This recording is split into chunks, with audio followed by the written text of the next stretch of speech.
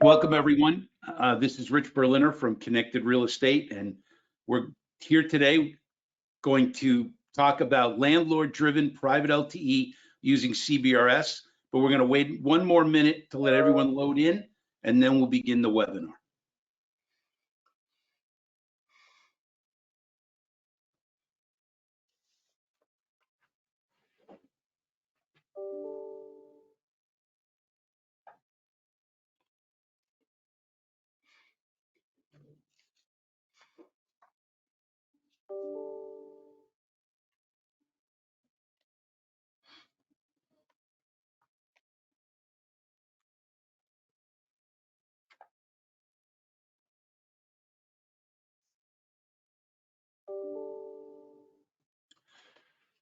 Good morning, good afternoon, everyone, wherever you may be listening to us today and watching. I'm Rich Berliner from 5th Gen Media and Connected Real Estate Magazine. Welcome to our webinar today, Landlord-Driven Private LTE using CBRS. So before we get started, let me explain what we're doing and why we're doing it this way. So I first want to thank Jon from Onyx Equities, Jon Schultz from Onyx Equities, who is the co-founder and managing principal. Jon called me a number of months ago asking specific questions about CBRS. And we spoke a little bit about it. And after that experience, I realized that landlords have a great deal that they want to know about private LTE and CBRS.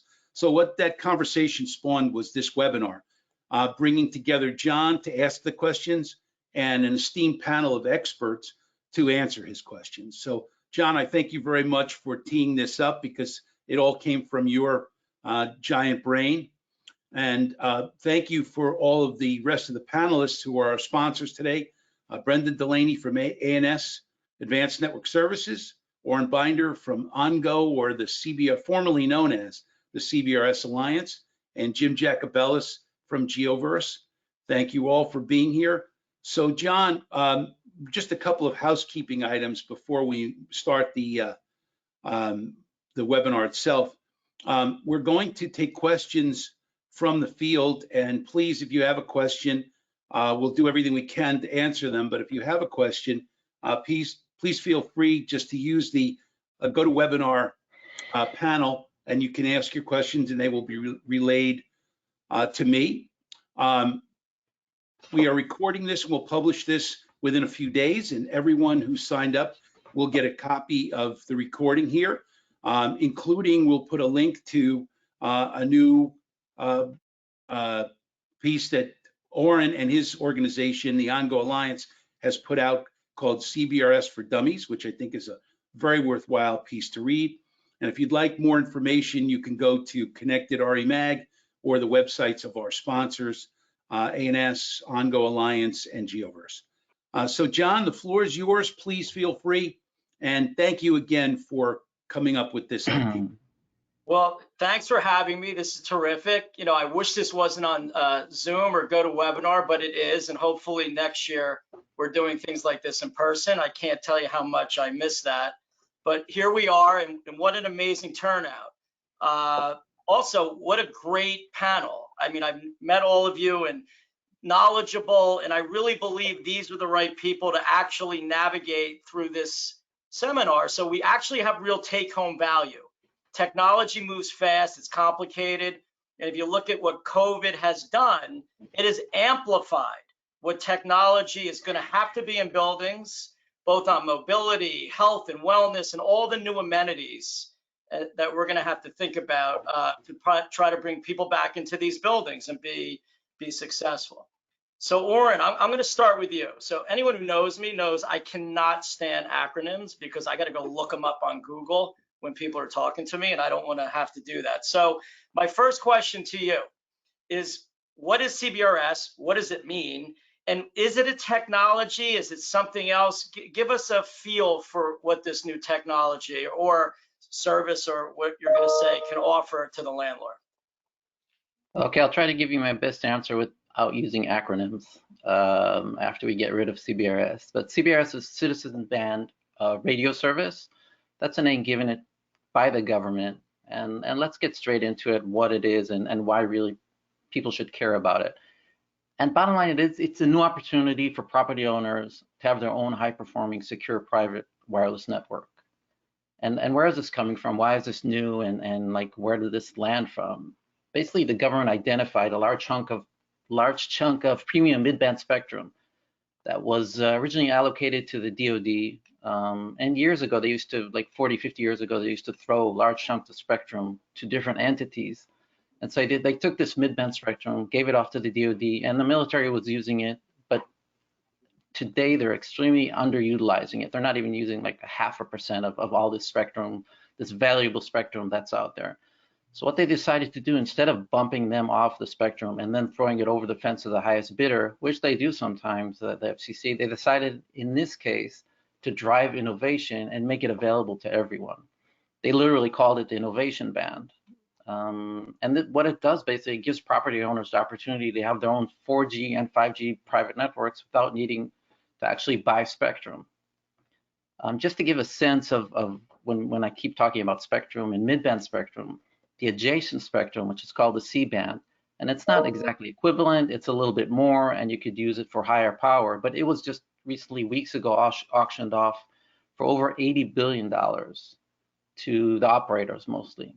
So that's just to give you a taste of how valuable, again, this mid-band spectrum is. And we'll get into 4G and 5G in a little bit when we talk to the other people and myself here. But again, just to get a taste of how this asset is this kind of very valuable asset is now being made available basically to everyone without needing to basically pay for it to buy the spectrum itself. So can I just clarify something there? So that means Sure. I own a building, and is it associated with my address? Like you're saying, it's out there. Is it attached to my building? What do you mean by free? So that's where the ecosystem comes in, and that's where it kind of differentiates. It's not licensed spectrum, which is what you get today from operators, but it's also not unlicensed, where anybody can go buy a Wi-Fi access point, slap it on the wall, and basically get Wi-Fi access. It's lightly licensed from a mechanism that basically spectrum access system that allocates the spectrum once you put the equipment in your building. And that's all coordinated, and Brendan and Jim will get into that a little bit of examples, but that's basically all coordinated in the background by the equipment you put in your building. So once you put that in, you basically have access to all this premium spectrum. Wow, 80 billion. I read about that. It's incredible the amount of money that goes into this. And finally, landlords are getting a free perk somehow. Usually we're giving those away, especially in this market, but we'll have to see how that goes. So Jim, you're up. So I have access to this, right? So all the owners now have access. You know, how does it work? How do you pay for it? You know, how do I actually make it something tangible and real? Yeah, so I think to piggyback off of what Oren just said, this is a new thing in the U.S. for landlords, for tenants, for property managers to be able to get access to the type of spectrum that will allow you to do LTE and 5G. Previously, you got access to spectrum that allowed you to do Wi-Fi, allowed you to do Zigbee, Z-Wave, and stuff like that. But that sandbox where you can do LTE and 5G was previously reserved for the cellular carriers and people that bought licenses. So you now have, and you're not paying a fee to operate on this band, a significant chunk of spectrum to do really fast, reliable things that as of previous to January 2020 wasn't available to you. So it's free. Now, why does that matter? It matters for a lot of reasons. So if you compare, what you were able to do before with Wi-Fi, you're talking about a significantly more secure wireless methodology, significantly more reliable wireless experience, a significantly better way to cover your building. So your coverage footprint increases dramatically. And then because of all this, not only does it make your smartphones and your tablets perform better, but business critical applications such as video, I think ESG monitoring is a big thing right now. Connecting EV charging stations, robotic, VR headsets, all this stuff works better because of this available spectrum that you can place a platform on. So basically, you know, 'cause I'm trying to put this in landlord speak now, you know, you guys are doing a good job. It's more secure. It's vaster for my building, right? It allows me to actually be a little bit more in control since it's on site and it's our network. Allows me to open up to do multiple things that I would have to deal with more outside parties, right? Am I correct or not? You are correct. And unlike doing something where you may have a VPN connection to a public cellular carrier, you get to keep the data here. So this data is your data because it's private. Well, what I love about this, you know, especially with all the cyber issues, I mean, every day we're hearing and reading about hacks from all over the world. And, you know, tenants worry about that. And us as building owners want to make sure we can offer the highest level of it. And, you know, what I'm going to talk about with our next panelist, esteemed panelist, Brendan, and look at him, he put a sport coat on. Look at this guy. He's ready to go. I love it. But, you know, with IoT, BMS, data, I mean, there's so much we have to deal with today, because if you look at what I think this pandemic did, is create not only the large companies to be in the cloud, but every company now is going to be in the cloud. So with all these sensors and data and all the issues that we have to address, Brendan, so what will it actually do for my building? How do I make a tenant feel that I'm in front of this and that I'm actually servicing their needs other than what I normally do, which you can order food, you know, I clean the building, all the stuff that, you know, we've been doing for years. Well, I think leapfrogging off what you brought up, John, about security, and Jim, what you talked about in terms of the quality of the network, it really, previous to this, that LTE, or the ability to have an LTE network of your own, that was the realm of the carriers. So really, it gives you access to a carrier grade type of network, and that you can have in your building. And those, you mentioned IoT, building management systems, all those things that are really prime targets for a lot of the cyber attacks that are out there, because they're unmanaged devices. It's not like where you have your phone, you have your laptop. That's typically a managed client on your IT network. This is something where you can extend a secure way to connect to those devices with your infrastructure inside the building. So it's a functional way to extend your network, whether you're in a building, a part of a facility, a campus, with high speed and secure connectivity out to these endpoints. So what we've done with it, we've connected digital signage, we've connected video from in these brownfield type of environments where it's an existing building.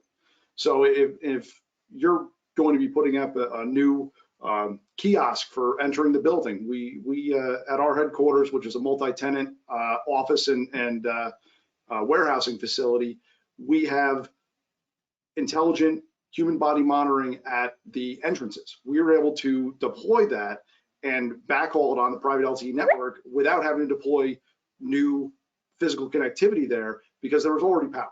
We plugged it in. So let's put that in landlord speak. You don't have to dig holes. You don't need extra wiring. I mean, like, see exactly. Your travertine vendor is not going to be happy. Yeah. When you guys come in, you're saying this, but I want people to really walk away with like why it matters. It makes it easier to deploy, right? Like, we're doing a gigantic renovation at the Gateway Center. We're putting digital, and this is in Newark. We're putting digital signage, wayfinding everywhere, right? This is an existing building. Like, we would want it to be easier for us to not have to dig up the floors and do all the things that you normally had to do. Does this allow that to be an easier process? It does, and especially in a place like that where you have a lot of public-facing events, you may have to manage people and people flowing through that space a lot different based on each event. You've probably got umpteen outlets spread throughout either the walls or the floors just to support all the existing cleaning and support structure that you have. Now you can deploy that same digital signage on its own. Essentially, you keep things in your swim lanes. You can keep your Wi-Fi network open to your guests, support that connectivity that people look for, while keeping your business critical items on its LTE swim lane, secure, quality of service, because it's very much controlled environment is guaranteed. So you have those business critical applications in a flexible deployment. So you can put it where you need it, when you need it, instead of having to dig up floors, run new conduit, get initial contractors in there. It can be as easy as your support staff rolling the kiosk to where it needs to be today. Because it has the speed and it has the agility and you have more control. So that's what I want everyone to understand. EV chargers right now, electric vehicles, I mean, they're only going to get more. It's something we all care about and want to accomplish. How would that interplay with the EV chargers? What would that allow it to do that would make it beneficial to the tenant? Yeah, especially in major metropolitan areas where you've got a lot of subterranean, subgrade parking. Instead of having to deploy new conduit and physical connectivity to these EV chargers, if you have your Private LTE and your EV charger, make sure you have compatible modem in it, you're off to the races without having to worry about a lot more pipe and conduit to get there. So occupancy monitoring with the IoT, that to me is something that tenants really care about today, especially, you know, when you go back to COVID, understanding who's in the building, where are they? We're going to be concerned about it for our common area amenities, like, you know, the restaurants, all the stuff that we want to provide. So this will make it easier to control and easier to deploy. Correct. You put any of those devices or gateways in a convenient location and connect it on your LTE network, it can save you a lot of time and money deploying more physical infrastructure to get there. Terrific. And Brendan, just one other question to jump in. Somebody, I think Jim mentioned it before, but then you own the data here. So if you were using an outside service, you'd have to potentially work through them if you wanted to check the data once a day, once every morning, or once every afternoon. But here, you could check the data every 10 minutes if you wanted, because it's your data, you own it, and you can manage how often you look at it. Is that correct? That's correct. And you can also keep what's your data on premise. You're not bouncing out to somebody else's data center, somebody else's switch, and then getting it back. So just with commercial real estate bridging so many spaces, whether it's logistic or office spaces, when you're looking at some of the use cases for automated logistics and warehousing facilities, you want to have really good latency or really low latency in those locations, and you can keep that data on premise and process it on premise, keep it nice and quick and lean without, and then you only send out what needs to go out to the wider web, So it gives a lot more. Maybe John and Rich, I can come with like a real life example, just piggybacking off exactly what Brendan was talking about. We had a vendor who has these warehouse robots. You've seen these things, they're kind of these freaky things that run through all the warehouse. They go up the shelves, they retrieve items, and this is all becoming automated today. And basically, they had tens or sometimes more hundreds of robots in a huge warehouse running around simultaneously in motion. And they had to be wirelessly connected, obviously, with and they were using Wi-Fi was a non-starter here because of obviously like Brendan said, the latency and the amount of data there. But they were using proprietary expensive networks. But the transfer data, it wasn't just about how to get the robot from X to location Y. It was also what's inventory levels, what's the most efficient path to take, and the vendor was loading more and more data onto these robots to get better performance, but the network started breaking. So they were looking for a better solution there, and now they're starting to deploy Cbrs networks in these warehouses and putting the robots on Cbrs networks on their own private network. They own the data, they're getting the performance, they're not paying a premium, and again, just one real life example of how this could come to fruition in a different example. Yeah, I mean, I don't remember the company, but I see those commercials where when you talk about latency, like they're trying to get an order out or check inventory while they're walking the warehouse, and it was just, you know, not going fast enough. So, and the more that we automate with AI machine learning in these robots, the more you're going to need this, in my mind. And the same thing's going to go for buildings, right? And just how your amenities are used. So Oren, now that you sort of chimed in, I'm going to stick with you. So is the plan for this to be able to also be used for voice? Because you, at the beginning, you said, okay, have your LTE network for those things and have your Wi-Fi and voice for those things. How does this come together eventually? And what's sort of the value proposition for it? So all the examples we talked about till now, everything that Brendan mentioned and Jim mentioned, and myself with the robot, that these were all private networks, local networks that you build. And we didn't mention things also like laptops. Today you have laptops from Dell, HP, Lenovo. You have iPads that connect to CBRS. But again, all this is talking about using data within the building and on private networks. Once we talk about getting cellular coverage, that would kind of be phase 2. And again, this, you'd have to enable now connectivity to the operators. Now you need AT&T, Verizon, T-Mobile to get on board, where you can, your customers, your tenants can walk into the building. And I know, and we're hearing for customers that there's a ton of coverage issues, dead spots of cellular. And to be honest, Verizon or AT&T aren't going to come, with all due respect to John, they're not going to come into your building and solve it, because it's just not there. There's thousands and thousands, tens of thousands of buildings. It's just not what they do. And there's lead coverage on the windows that are bouncing off the macro. So we do know that indoor coverage is an issue. So CBRS will be able to, and again, this is separate from the private networks, but you'd also be able to use CBRS as a neutral host, where you would basically go from your AT&T/Verizon T-Mobile network onto the CBRS network, keep getting your service, keep getting 5 bars everywhere within the building, again, while connected to your network. But for that, you do need the operators to get on board. And technology-wise, that's something that is solvable today, and I've seen it work, but it is in process. And I assume that Jim would have more to expand on this here. Yeah, Jim, I want to hear your view. I mean, at the end of the day, you know, nothing like this happens fast. So there are things we do today, but where do you feel we are with the cell phone part? And also, will this replace a DAS, right? I mean, if I'm where does this all go, and how does it expand? Because, you know, with most technology, as me being a fanatic, most people only use 20% of what it offers anyway until they fully understand, and they keep chipping away, and then we use it all. So what's your thoughts on that? As far as phone services, where does it go? Good question. So Geoverse is kind of in a relatively unique position in that we're a top 10 cellular operator in the U.S. And we have a pretty significant footprint, mainly in the kind of the western part of the U.S., where we're in essence a roaming provider to the big 3 carriers. Now it used to be the big 4. So we have these interconnect agreements, these roaming agreements, and things like that.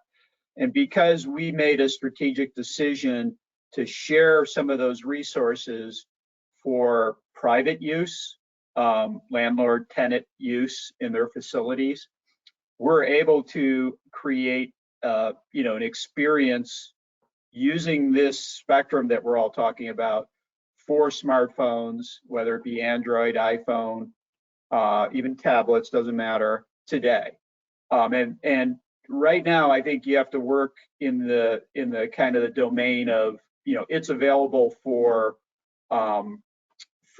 your tenants and for the staff of the building. The visitor piece is in testing. There's several deployments where this is actually happening, but the issue that's kind of preventing it from getting to mainstream is that most folks that carry a smartphone carry an older smartphone, and they don't have a smartphone that has this capability of this new band in it yet. But over time, 2 years from now, that will change to where there's a critical mass, and kind of that same fabric that you're using for all this other stuff right now will be able to accommodate visitors coming in and using the network, as Oren described, as what we call a neutral host in the industry, but I think you might call 5-bar service for visitors or something like that. Yeah, like you got to walk before you run with anything, right? So I've been like trying to keep a list in my head, like I'm up to 6 of where I could use it right now in our buildings, right? Knowing as the phone cycle happens, we're offering something that will be more powerful, right? Bars, right? I don't want to ever be in the elevator again and lose someone on the phone, right? I hate that. Hopefully that will solve this, and I think it will actually. And then, you know, you're gonna deploy it that way. But there's still so many other things that actually are so value add before you get there, right? That's so right. It's sort of a long-term thing that we've been given this opportunity to try and create. So it's sort of cool. Rich, just give us some of your color. I mean, listen, you've been around a long time. You know this stuff as well as anyone on this panel. Give us some of your color, right? Sure. Yeah. Thanks, John. So the replacement cycle that Jim started down the path with is really the important thing here. So that means that, you know, if you're buying a new iPhone 12, if you're buying a new Android, all of those phones now, the Google Pixel phones, LG, all of those phones now carry the CBRS frequency in them. And as we go forward with the replacement cycle, you know, in this day and age, I don't know about you, but I don't think many people keep their phone for more than 2 or 2.5 years. A, the battery starts to wear down. B, I want the newest technology. C, there's some new feature, camera, whatever, that makes me want to go buy a new phone. And now they'll finance it. It goes with a package. But at the end of the day, as that cycle goes down and people replace those phones, more and more people will have CBRS in their phones. And we'll wake up one day and it will be able to be used by visitors to your buildings because they've replaced their phone and it now has CBRS in it. So that's my take on it, and it's coming. I listen. Right. Nothing was built in Rome wasn't built in a day, as they say, right? So I get it. So Rich, actually Brendan. So there's 2 more questions I'm going to ask. I'm going to start with Brendan on this question. Then the most important question that every landlord always asks is, how much does this cost? What's my ROI? And make me feel like I need to do this, not just want to do this, right? I mean, at the end of the day, but Brendan, how do you actually get started with this private LTE network, right? You know, it's new. We can't just call Verizon or whoever we call, right, and say, please put this in. You know, how does this operate? So and where it doesn't put so much strain that it's something that, you know, we don't want to do. Exactly. Well, I'm sure Verizon will be happy to sell you more SIMs, John. So rest assured, if you call them, they'll sell you something. They will. But in terms of getting started, it's really, especially at a change of use or an upgrade of a building or facility, it's a great place to start. And you reach out to anyone at the OnGo Alliance, member companies like Geoverse or ANS, or folks like Rich who just know a ton of people in the industry, and you start talking about the challenges you have or what you're trying to do in your facility, and that way you can say, okay, you know what, I want to deploy digital signage or enough connections where I can make my facility dynamic from a day-to-day basis. And you start there and say, okay, how much would it cost me to deploy that physical infrastructure versus putting a layer of your private LTE network in there, from your radios that connect out to the devices you're going to have on the network, be it a kiosk, camera, digital signage, whatever you want to put on that network, your EV charging stations. And you start to think about, this is my first, the toe you dip in the water. And from there, you start to realize this is what else we can put on the networks, whether it's your point of sale for vendors that are coming in. It allows you to do things like be your own service provider in your footprint. If you have seasonal kiosks, instead of having to put down a piece of copper to get them out there for their point of sale, or have them try to be on the Wi-Fi and have long transaction times, you can give them a handset, give them a tablet, let them run the point of sale over your network, and just get a bigger piece other than just the real estate footprint. And like you said, you're a real estate person. There's a lot of folks that can offer a managed services type of approach, so that it takes the onus off of you. You offer the services, you provide more value to your tenant in this strange and competitive time, and let the folks who design, build, and manage networks do exactly what they do. And, yeah. So Jim, managed services, right? So tell me your process of what that would be, And, you know, is there a lot of out-of-pocket costs? Can you amortize these costs? Like, how do you make it, you know, feasible as far as dollars is concerned? Okay, well, good question. And just like anything else, there's options to either buy everything outright and do it yourself, or rely on a managed service partner. And Geoverse can be considered a managed service partner. And I think the equation, John, that if someone like you were going to be considering this for one of your buildings would be, okay, do I have an IT resource that I can dedicate to this right now? And typically, the headcount for IT guys, even though it may be there, they're really hard to find, and they're really hard to find a good one these days. And then finding one with cellular networking and radio experience, you're probably, you know, the odds are that's going to be very difficult. So we're taking the approach where we can work in a number of different ways, including a full subscription offering for this sort of service, managed service, provide all the equipment, everything you need, have a company like Brendan's come in there and install it and just pay a monthly fee, perhaps work with the operator to do different things. And we're taking away, demystifying the complexity, giving you a portal so that you see all your data, you're able to manage all your data, but we're doing the rest in the background. But again, that's an option, but there's many ways to deal with this right now. That part of the ecosystem is pretty mature. I'm going to ask Jim another question, because every time I ask one, he says, good question. He makes me feel good. So I'm going to ask him the next question. So Jim, obviously I get it, but my tenants, like, why will they care? I get it. Right now, it's going to be more flexible for us. You know, it looks like we have to do less work deploying this. You know, if we have kiosks or events or different things that we want to deploy in the building in different spaces, it seems like it's easier to turn on and make it work. But, you know, and what I was told is, you know, if you're in multiple buildings as a tenant, this is a much more secure way to transmit amongst buildings. So that was something I was told that I thought, okay, that's a really good thing to tell one of my tenants. What are some other things we should tell our tenants on why? Great question, John. Better than good. I love it. Well, I mean, you kind of answered your own question in a lot of ways, in that this is a new utility for them. It's a fourth utility that provides them with a level of security, gives them kind of a more reliable, you know, I mentioned security, but then also if you apply security to the voice, let's say you're concerned about policy and you need to have, even you're in a financial industry and you need to have even your voice, you need to have even policy behind your voice. You can create those sorts of policies, those sorts of security enforcement that you previously couldn't do with a Wi-Fi network, or even with bringing in your own cellular network from the outside.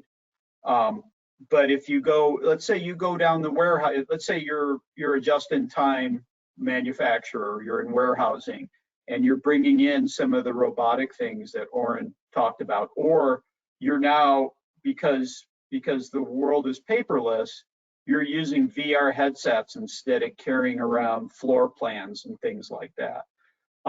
You basically had to rely on a wired connection or something from the outside to make that happen. Now you have the ability to make this happen in, I'm going to use the word 5G-like speeds, but faster with better quality than you ever did before. And I hope that answers your question, but there's a number of application roads we can go down. Yeah, no, let me jump in for 1 second and give you a real world example. So say the TI that you've given some new tenant has been done, or they've taken the space exactly as it is. And now they get ready to move in and they get their IT guys cranked up and they call Verizon and say, okay, Verizon, we have 75 desks we got to wire up. We have, you know, an IT closet we have to have. This would obviate all of that, would give you sort of instant ability to have everybody come in, put their laptops on the desk and be ready to work that single day. So That's right, Rich. And then on top of that, instead of having to create wiring in a building you're converting to a warehouse or manufacturing, you can do all this autonomous stuff. That's pick and pack, whatever you're doing, with that same layer that you just mentioned. So it's a multiple play. And it's So what secure, and it's really secure. I mean, That's that right. is like paramount with everything going on right now. So.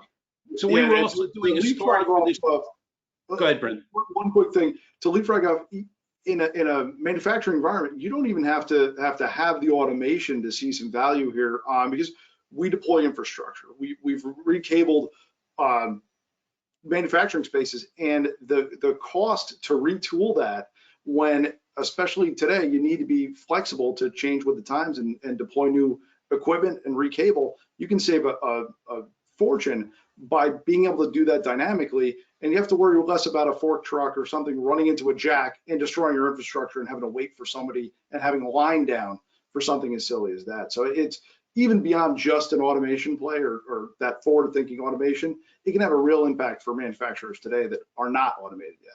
Right. So if you've got mixed use real estate, John, where you've got lower level is retail and the second story up is a carpeted office, you can now give them the ability to run their terminals. That's been discussed a couple of times, but to run their credit card terminals off this network very securely. All right, so that's what we can do. And then Oren, I got a question for you right after this. That's what we can do. How does it save money for the tenant? Is this a more expensive proposition, or is this a less expensive proposition in the long run? Who wants to take that? I thought, were you asking Oren, or did you? No, that was a Brendan Jim saying, question. who wants to So take that? You guys are selling this stuff. I'm hyping it. Go ahead, Brendan. I'll let you take it first.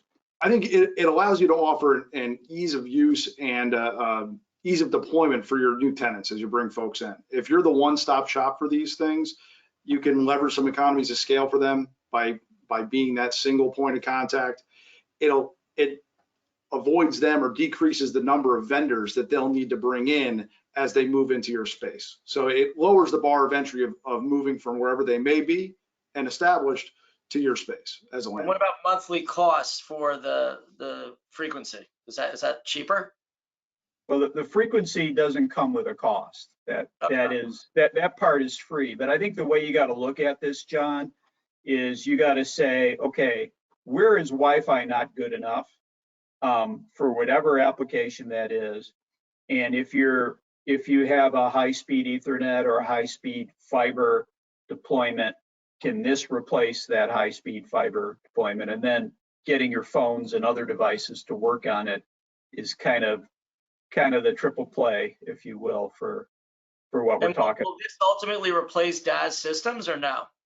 Yeah, I mean, first of all, DAS is an industry kind of term for and an antenna network that basically amplifies signal from cellular carriers.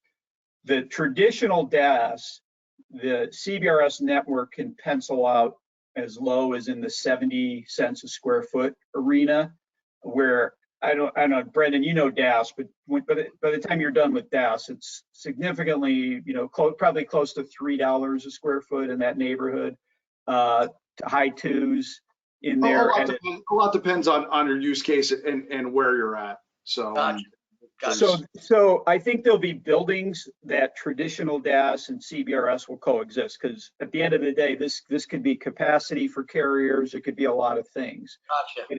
It will unlock a lot of buildings that couldn't afford that higher cost of DAS for just that one use case. But you quadruple the use cases you can use this for, as we just mentioned and covered some of the stuff. So it is a DAS kind of alternative, but it will be even more so as time goes on. So that's good. So Oren, we mentioned 5G before. Is this something building owners need to be thinking about in a very concerned way? Is this going to replace Wi-Fi? Like, what's your thoughts on 5G? So, yeah, I 5G is an interesting topic, but I think people should think about it less in do I need 5G and more into what am I trying to achieve here? What am I trying to do here? Because I'm not going to name names, but there's a lot of people out there hyping 5G and selling 5G, but you're not buying 5G. You're basically enabling use cases, and every single use case we just talked about till now, all the way from the robots, the security, wireless security cameras, the door locks, the sensors, digital signage, emergency communication systems, everything that we talked about works really well on LTE, on 4G, and performs really well. The devices are out there, and I'm not ragging on 5G, but I just want to say that you don't need 5G. You need to address these use cases that you're looking to address. So again, everything we talked about works on 4G. 5G is coming. Not only that, but Cbrs will work on 5G. It's basically, like I said, it's a spectrum, and that same spectrum in the OnGo Alliance, we've already put together the specs, and I've seen it working in labs, and there's certain trials with 5G working, but you need specific devices, and again, it's coming, but if you want to deploy something in the next 6 to 12 months, my personal recommendation is look at the use cases. Are they solved by LTE? The price points will be lower, the delivery will be faster, and after that, you could totally evolve to 5G. Now, I will say, in a few years, you'll be able to walk into a room and start swifting off screens like Minority Report with a 5G network and doing stuff like that. Yeah, cool. I mean, that's going to happen. 5G will get here. I'm not saying it's not going to get here, but today, personally, I mean, I would say focus on what you're trying to get done, and you'll probably find out that all of it can be done today with 4G, with Cbrs on 4G running on LTE. Yeah, I remember when 4G came out, it was the same thing, right? Again, this is a process, and I guess there's low, mid, and high band, right? So I guess it depends when and how that all gets to in our buildings, because it's going to have to, and we're going to have to think about that, right? Because can it pass through the glass, the walls? Do you need extra sensors? There's all sorts of other conversations that are going to need to go on. Right, and I will say that, and again, I want to go back to say that Cbrs can bring you to 5G. We'll bring 5G into your building, and that's a great thing because, again, you're not, like we said, these operators paid tens of billions of dollars for 5G spectrum. You're basically being told now. Will that help the security of the network being a combination of that or no? 5G did add some security layers, but right now we're really happy again with the security level of 4G and what we're seeing with LTE, but 5G does add some security levels, but it mostly where it really does well is the latency that Jim talked about. When you get into these crazy scenarios where self-driving cars or remote operations and again, we don't know yet what the use cases where 5G will really shine because they're not here yet, but it's kind of more of a build it and they will come, and that worked with 4G as well. Hey, now we have we're ubiquitously connected all the time. We couldn't do that before 3G. Just gotta hope when you again, the use cases will get here. But there's something behind this curtain because everyone's spending a lot of time and money on it. So and John, there's tons of marketing around 5G, but I think for guys like you, there's going to be a private 5G and a public 5G, and the public 5G is going to be somewhat out of your control. Your smartphones are going to be faster, and you'll be able to watch videos in a more prolific way when you're out on the street. Yeah. But the private 5G, that's going to take a different course. And I think if you, there's a lot of unknowns, as Oren said, and there's most of the use cases that you think you need 5G for, you can accomplish with this. But IoT is going to be where the private 5G, where you're going to start seeing the kind of the technology advancement is on that private 5G side. So a lot to stay tuned for, but this band will get you there. John, the analogy I use is like we didn't know that Uber and Lyft were coming when 4G came about. You'll see things coming that we go, well, boy, that makes a lot of sense, but we didn't know that was coming with 5G and these things. So we are at about 2:45, and we've got a ton of questions. So I'd like to jump in, John, and you can feed these to whomever you like. some really good ones, and it looks like these are coming in most cases from real estate people. One of the questions, it looks like that, I'm not sure who this came from, but is there a max power restriction on what you could do with private LTE? So one of you guys, Jim or Brendan, want to handle that one? I mean, yeah, there is, when you get indoors, there's a max power of what equates to 1 watt from the radio, and there's certain height restrictions. And that's actually a good thing, because that means that these networks aren't going to be interfering with each other. Outdoor, there's a separate restriction for outdoor. It's more powerful, not powerful enough for the carriers, but still more powerful. So I'd say, that's my answer right there. I don't know if anyone wants to. Brendan, you want to add anything to that or no? Yeah, I think Jim hit the nail on the head from the technical perspective. From an indoor perspective, it's plenty for what you need indoor to support some really dense use cases in terms of number of devices you can connect. And from a typical campus environment, it's plenty powerful enough for that. Like Jim said, it's not what you're seeing on top of a cell tower, like what the carriers are used to doing with their LTE networks. But if you're trying to control the LTE on a campus, it's great for a small cell type of application. Yeah, that's what I guess Apple's deploying It's very that on good. their campus, from what I heard. So what's the next one, Rich?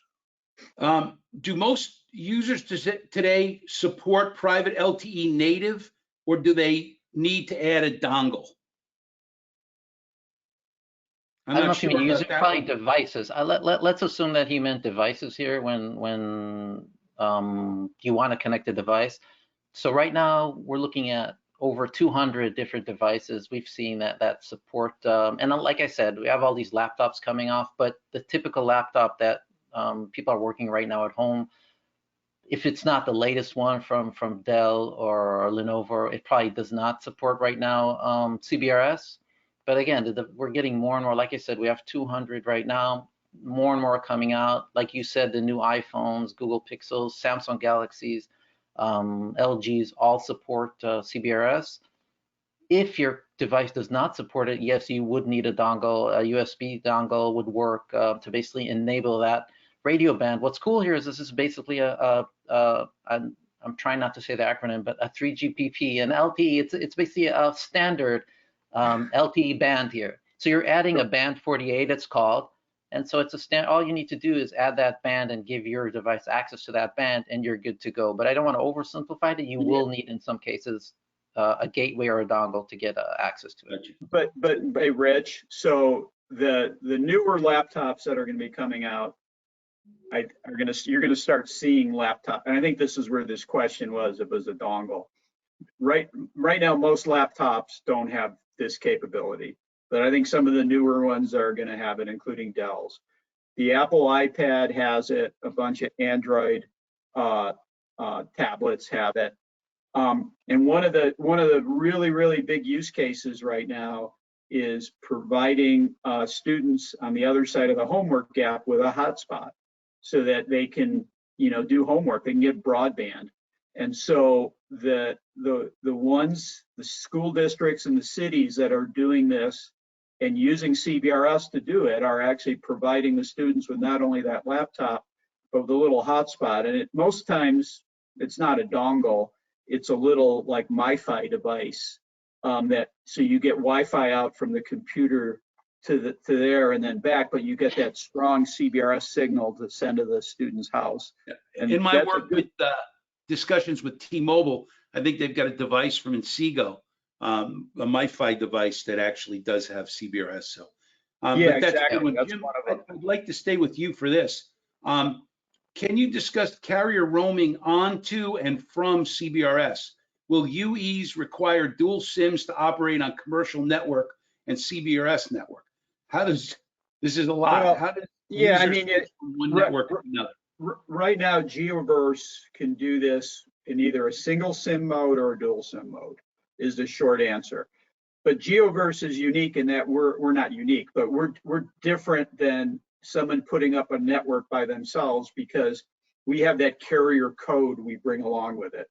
And so Oren could probably address the CBRS Alliance, or now the OnGo Alliance, offers a different sort of code. And you could probably say where you're at with that code, Oren, the shared HNI. Right, and not to get really into it too much, but bottom line, dual SIM works, and also there's something today called an eSIM. So you don't have a physical SIM, you basically have a software SIM instead of using those small physical SIMs. So we're also enabling those to support neutral host. So there was a question about data. How granular is this data? Does this provide for any type of location-based service solution, such as crowd tracking or geofencing?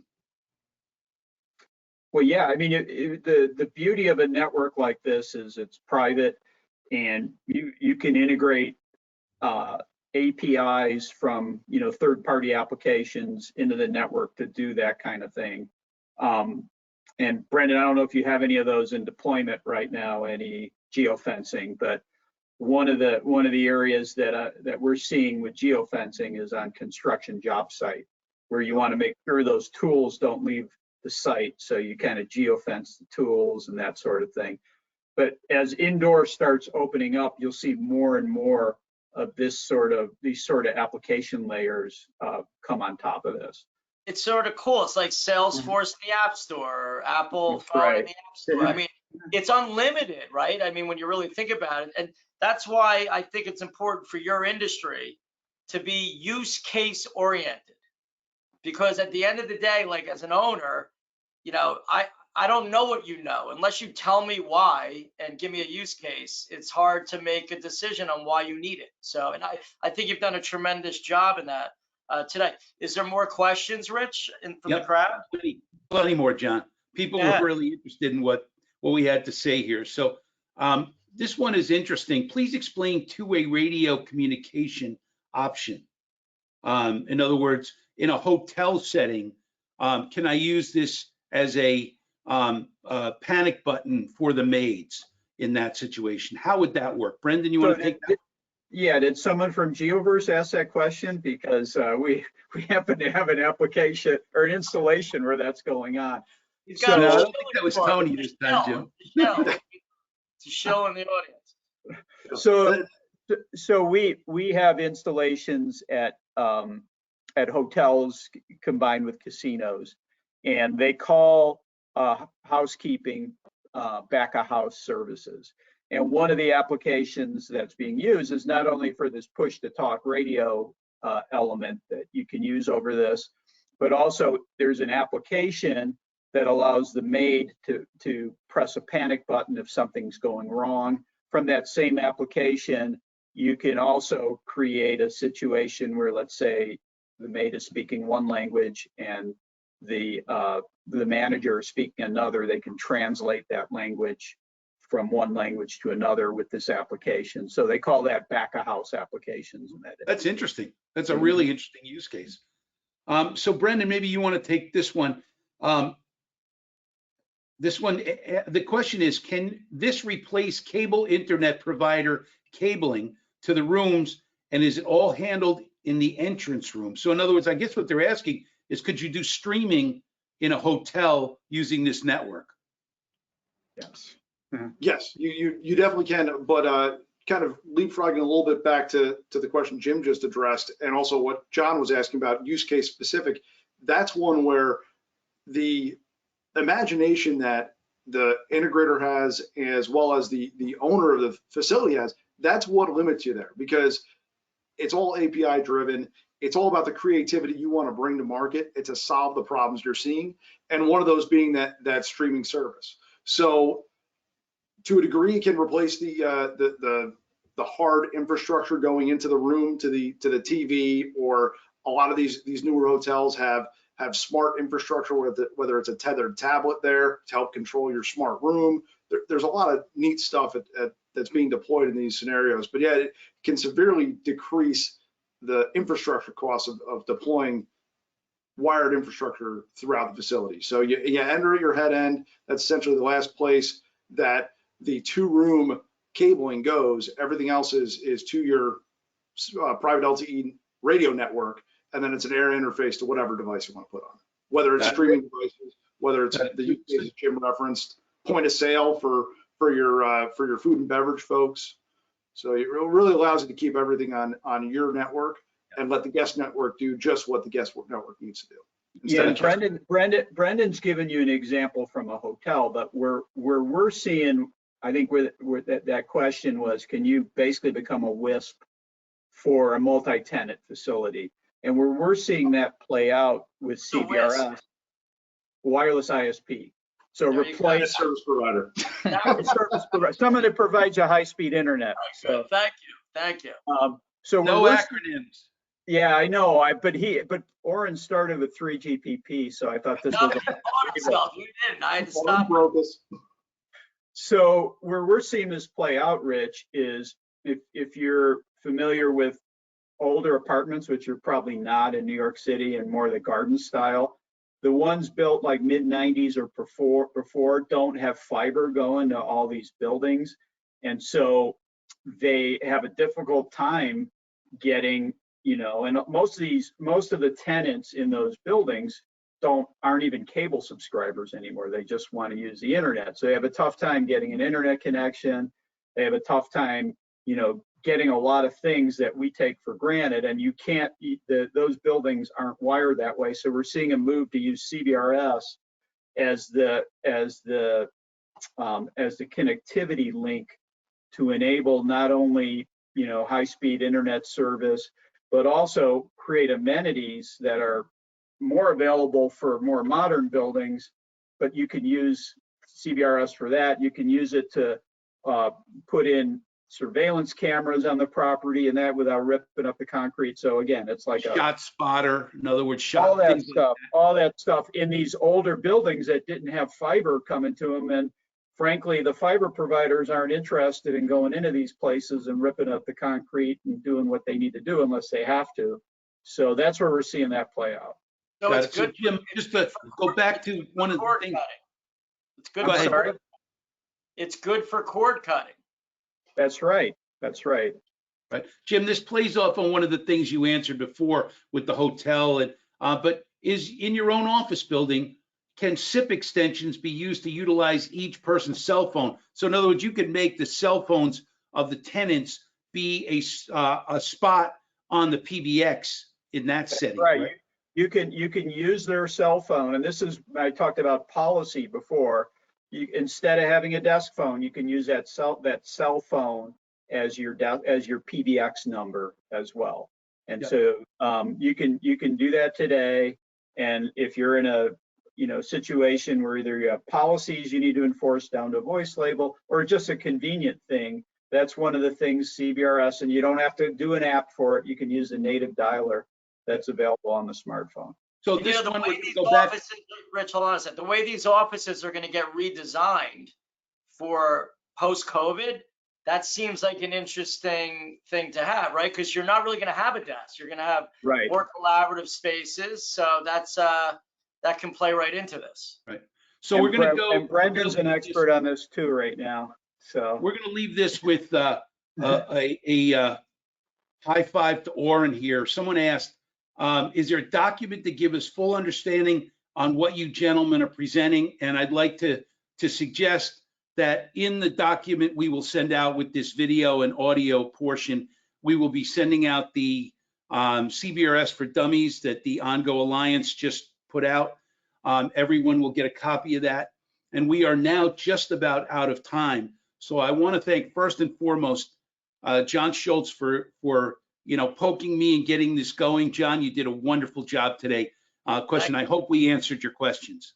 You did, except you still got to learn how to not use acronyms, but that's okay. We're getting better at it. And we need a symbol for acronym with a line through it.